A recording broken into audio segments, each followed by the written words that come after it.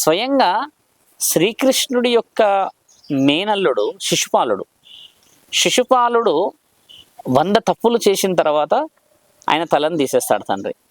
స్వయాన మేనల్లుడు అయితే ఆయన గారిని శ్రీకృష్ణుడు ఏం ఆశీర్వదిస్తాడంటే స్వామి, అందహీనంగా పుడతాడు. ఆయన పుట్టినప్పుడు శ్రీకృష్ణుడి యొక్క అల్లుడు, శ్రీకృష్ణ భగవానుడి యొక్క అల్లుడి పేరు శిశుపాలుడు అందహీనంగా పుట్టినప్పుడు వాళ్ళ అమ్మ ఏమడుతుందంటే, ఈయన అంత అందహీనంగా పుట్టాడు, మరి అందంగా కావాలి, నాకు అందరి పిల్లల్లాగా మురిపాలు, ఆయనకు కావాల్సిన అన్ని అమృతపు పాలు ఇచ్చి మంచిగా పెంచుకోవాలి ప్రేమ అనురాగాలతో ఆ తల్లి అన్నప్పుడు, ఆ తల్లికి ఒక ఆకాశవాణి ఏమి వినబడుతుంది అంటే, ఒక కారణంతో పుట్టిన ఒక జన్మ ఉన్న వ్యక్తి జగత్కారకుడై నీ బిడ్డని ఎత్తుకున్నప్పుడు ఆ బిడ్డ అందంగా అవుతాడు.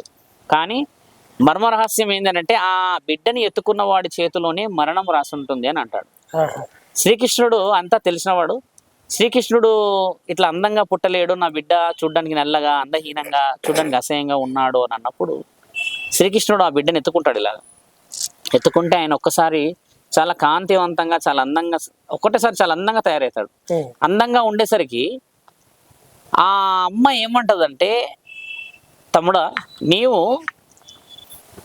అందంగా చేసావు నా బిడ్డని, కానీ నీ చేతిలోనే మరణం ఉంది, మరి నా కొడుకుని చంపకూడదు అని అంటే, ఆ తల్లికి ఏం మాటిస్తాడంటే ఆయన, నీ కొడుకుని నేను వదిలిపెడతాను, 100 తప్పుల వరకు నీ కొడుకుని క్షమిస్తా, 100వ తప్పు దాటిందంటే మాత్రం నేను శిక్ష ఖచ్చితంగా వేస్తాను అంటాడు.